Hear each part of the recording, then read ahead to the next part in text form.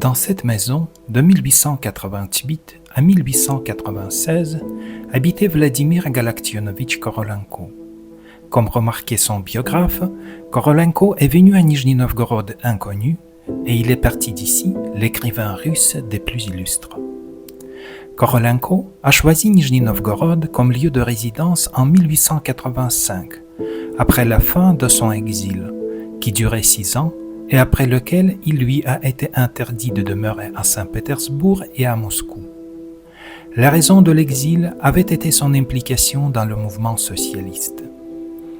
On l'avait envoyé d'abord dans le gouvernement de Viatka, ensuite à Perm dans l'Oural et plus tard à la colonie Amga en Yakoutie, à quelques 9000 km de route de la capitale de l'Empire russe.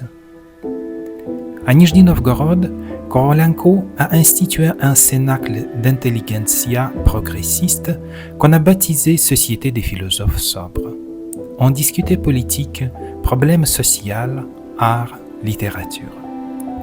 Korolenko était l'un des premiers à reconnaître et à apprécier le talent du jeune Maxime Gorky, qui, plus tard, lui a dédié un livre de mémoire intitulé « Le temps de Korolenko ». C'est à Nijni-Novgorod que Vladimir Galaktionovitch a rencontré sa femme, Evdokia, révolutionnaire elle aussi, et que leurs 2 filles, Natalia et Sofia, sont nées. Comme écrivain, Korolenko a connu ici sa période la plus prolifique.